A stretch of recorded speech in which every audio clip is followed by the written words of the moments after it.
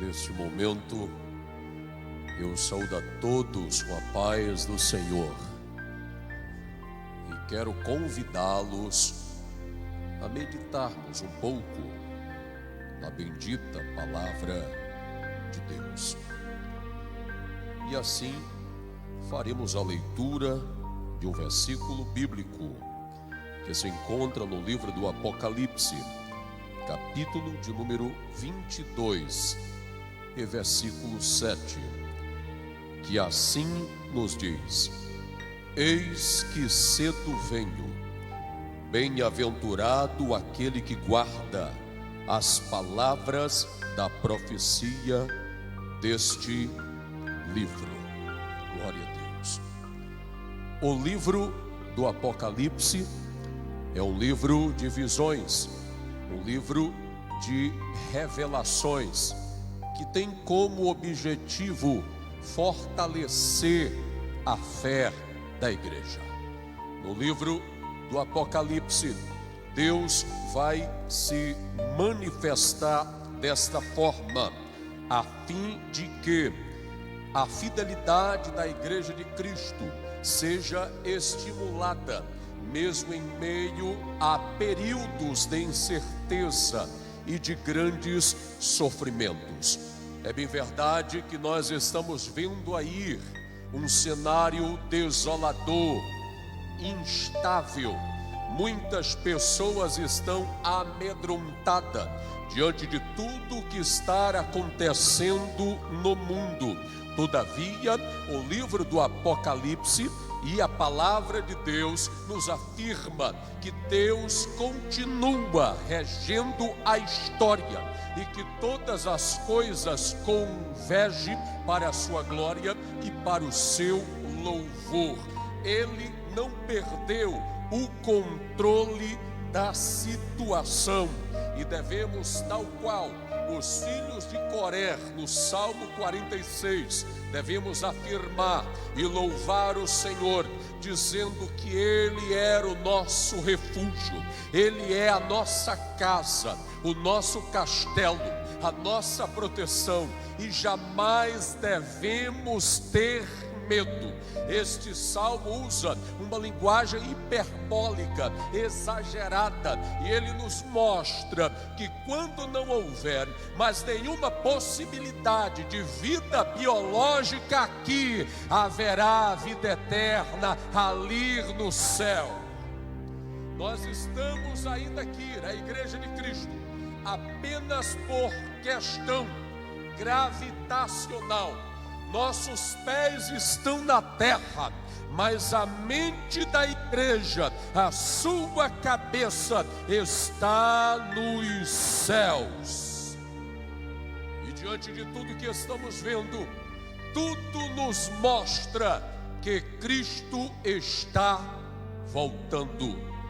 O Washer, o autor batista, ele nos diz que através de cada indivíduo que está se convalescendo em um leito de hospital, por intermédio de cada doença, de cada velório e de cada enterro, Deus está nos dizendo uma só coisa: nos preparemos para nos encontrar com Ele. Glórias a Jesus. Estamos vivendo o último momento, isso é fato, da igreja de Cristo nesta terra. Está para se manifestar a parousia, a presença ou a vinda de Cristo em glória, para raptar, arrebatar a sua igreja. Este advento ou fenômeno é conhecido como o arrebatamento. É uma das maiores profecias da Bíblia, porque a Bíblia é um livro profético. 30% de toda a Bíblia é profética. E para entendermos tanto o passado como o futuro, precisamos nos debruçar sobre a Bíblia e entender a sua profecia. É claro que para os incrédulos estas profecias parecem pretensões absurdas, dúvidas. Todavia, a Bíblia é a verdade. Glórias a Jesus. Como disse o saudoso pastor Billy Graham, a Bíblia não é nem antiga e nem moderna. A Bíblia, ela é eterna, plenariamente e verbalmente inspirada, a inerrante, a infalível palavra de Deus, que alguns a chamam de anacrônica, de obsoleta. Todavia, o próprio Senhor Jesus Cristo, em Mateus capítulo 24, versículo 35, disse: passará o céu e a terra, todavia a minha palavra não há de passar. A maior profecia ainda falta, aguarda o seu cumprimento. Na Bíblia nós temos diversas profecias que já se cumpriram. Por exemplo, no Antigo Testamento há 300 profecias que se referiam à primeira vinda de Cristo, para se oferecer por nós em um sacrifício vicário. A primeira delas, a áurea, é o proto-evangelho, lá em Gênesis capítulo 3, versículo 15, onde Deus nos promete que através da semente da mulher iria enviar o Redentor, Cristo, para salvar o homem. 7 séculos antes de Cristo, o profeta chamado Miqueias profetizou que Cristo nasceria em Belém da Judeia, e se cumpriu. 7 séculos antes de Cristo, Isaías proferiu que Cristo nasceria de uma virgem, que ele seria abandonado por seu povo e crucificado, e se cumpriu. 1000 anos antes de Cristo, o salmista, no Salmo 34, versículo 24, afirmava que Cristo em sua morte não teria nenhum de seus ossos quebrados, e se cumpriu. 1000 anos antes, o Salmo 16, 9 e 10, o salmista afirmava que Cristo morreria, mas ressuscitaria. O salmista afirmava também 1000 anos antes, no Salmo 68, versículo 18, que Cristo subiria aos céus, e se cumpriu. Todas se cumpriram, mas nós aguardamos o cumprimento da maior de todas as profecias, que é a volta de Cristo em glória para arrebatar a sua igreja. Por isso dizemos que o melhor de Deus está por vir. Se teve algo de bom que já ocorreu, foi a manifestação de Cristo como Redentor. E se tem algo melhor para vir, é a volta de Cristo para arrebatar a sua igreja amada. Cerca de 1845 vezes a Bíblia faz menção sobre a volta de Cristo. Somente no Novo Testamento são cerca de 318 vezes. Ela foi predita pelos profetas no Antigo Testamento, quando dizia: porque o dia do Senhor está perto. O próprio Cristo disse: eu voltarei e eu vos levarei para junto de mim mesmo, para que onde eu estiver, estejai vós também. Os anjos afirmaram no momento após a ascensão de Cristo, dizendo: porque vocês estão olhando para os céus, este Jesus que vocês viram subir, um dia voltará da mesma maneira como o vistes. E a palavra de Deus é a profecia revelada, verdadeira, e ela nos afirma que a vinda de Cristo está próxima. O escritor aos Hebreus, no capítulo 10, versículo 37, diz: em mais um pouquinho de tempo, e o que há de vir virá, e não tardará. Aleluia. Será surpreendente, será rápida. Paulo nos diz, escrevendo aos Coríntios, na sua primeira epístola, capítulo 15, versículo 52, que será como no abrir e fechar de olhos. Há quem entenda isso como sendo o tempo de uma pestana. 7 milésimos de segundos. Mas Paulo, quando usa essa expressão, no momento, no grego é átomos, aquilo que não dá para dividir, aquilo que não dá para mensurar. Então ele está nos dizendo que a volta de Cristo será tão repentina, tão rápida, um tempo que nós não conseguimos compreender. E nós devemos estar preparados. O próprio Senhor disse: vigiai, porque não sabeis a que hora há de vir o vosso Senhor. Ele virá na hora em que não penseis. Mas graças a Deus que aqui e aí tem um povo que está atento e está fazendo cumprir Mateus 24:46. Bem-aventurado, feliz é o servo que quando o seu Senhor voltar, achar fazendo assim, cultuando o nome dele e se preparando para a sua vinda. Aleluia. A vinda de Cristo para os salvos é gozo, é alegria. Todavia, para os ímpios é tristeza e condenação. A mensagem sobre o arrebatamento, ela serve como espécie de medidor, porque ela fere a qualidade da nossa fé e do nosso zelo espiritual. Se ao ouvir uma pregação sobre o arrebatamento, você se alegra, você sente gozo, isto provavelmente significa que você está bem com Deus e que você aguarda e está dizendo: Maranata, ora vem Senhor Jesus. Mas se ao ouvir uma palavra como esta, você sente medo, sente temor, e de repente isso está depondo contra o tipo de vida que você tem levado. Mas eu quero dizer para você nesta noite que é momento de preparação, é momento de você se aliançar com o Senhor e também experimentar o gozo infindo desta promessa do arrebatamento da igreja. Aleluia.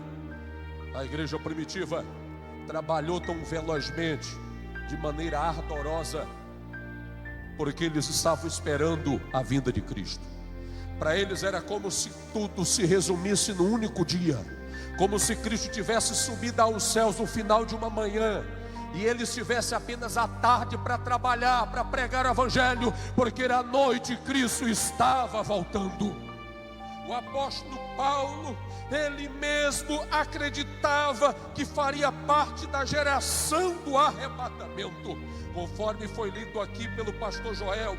1 Tessalonicenses 4:17, ele diz: nós os que estivermos vivos, ele se inclui, ele tinha essa esperança, ele diz: nós seremos arrebatados. E no 18 diz: portanto consolai-vos uns aos outros com esta palavra. Veja que coisa gloriosa. Hoje as pessoas, nós temos uma certa dificuldade para consolar as pessoas a respeito de qualquer situação. Às vezes é necessário horas e horas a fio de aconselhamento, enfim. Mas Paulo está dizendo que a base, o que deve consolar o cristão é a volta de Cristo. Está doente, está sofrendo, fica tranquilo, Jesus vai voltar e tudo isso vai acabar. A igreja está sendo perseguida e vai continuar sendo, mas não tem problema, breve tudo isso vai passar, porque nós estaremos à glória com o Senhor. É isso que deve nos consolar. E o arrebatamento será um marco, porque após ele, Deus irá ajuizar a terra com grandes ais.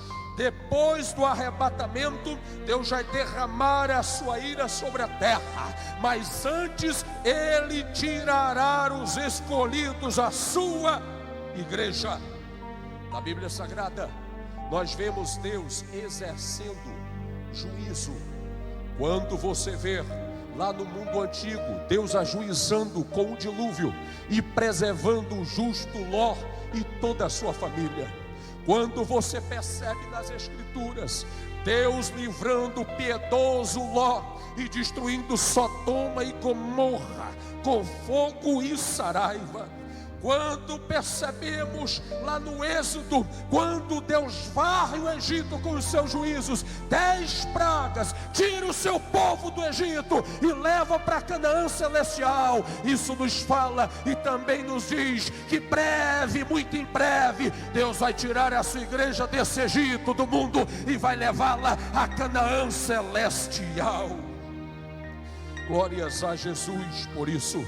Mas o maior de todos os juízos, nunca visto antes, chamado de grande tribulação, ainda acontecerá após o arrebatamento da igreja.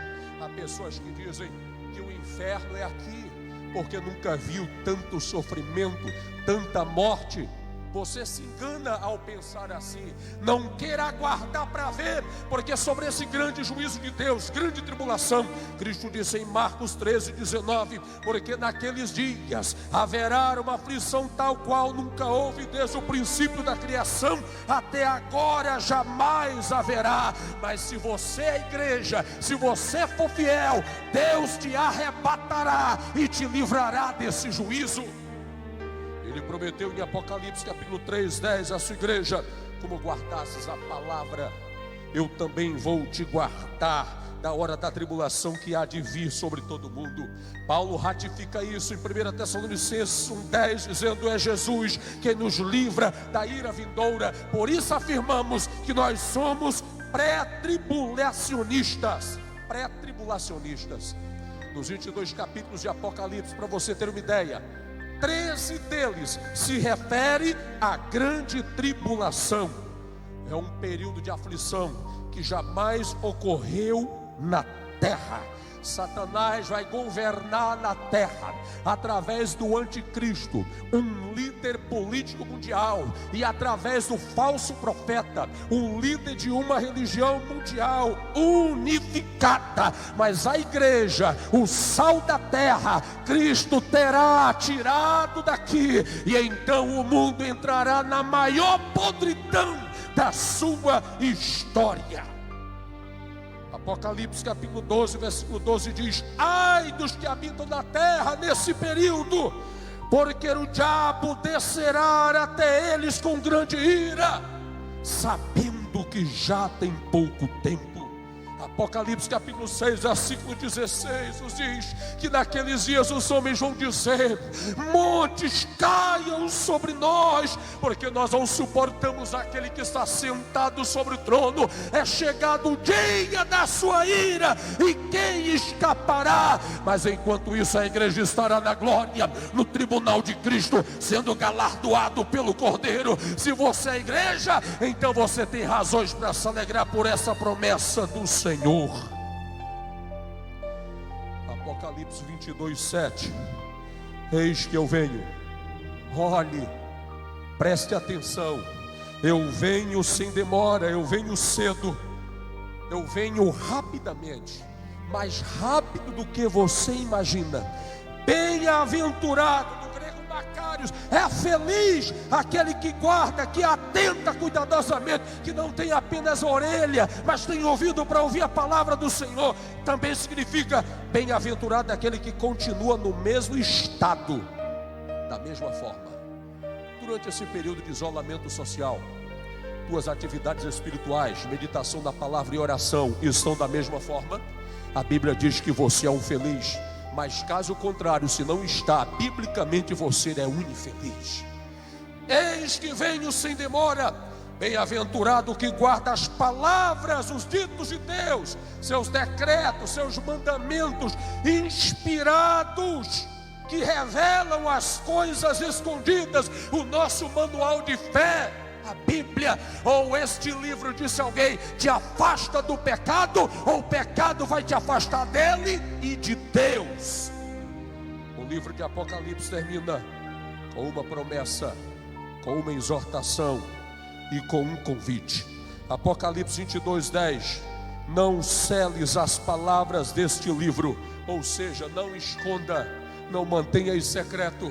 Obreiros, pregadores, você não pode deixar, não esconda a mensagem do arrebatamento. A igreja e o mundo precisa saber as verdades eternas de Deus. Lá em Daniel 12, a Bíblia diz que Deus mandou guardar o rolo porque o tempo do cumprimento estava distante. Mas aqui ele está dizendo: não esconda, não feche, não impeça o povo de saber isso, porque isso é a verdade. O tempo está próximo. E a palavra é encerrada com um convite que diz: aquele que tem sede. Se mediante essa palavra você reconhece que tem sede e fome de Deus, que precisa ser restaurado, bem-aventurado é você. A Bíblia diz que o Espírito e a noiva têm o maior interesse que socorro, e está te dizendo: vem ser santificado, vem ser santo. Apocalipse 22, o quem é santo, santifique-se ainda mais. Mas quem é impuro, seja impuro ou imundo ainda mais. 1 João capítulo 2, versículo 28. Filhinhos, permanecei nele, para que quando ele se manifestar, não sejais envergonhados. Que Deus nos ajude, que Deus tenha misericórdia de nós e nos abençoe, em nome de Jesus.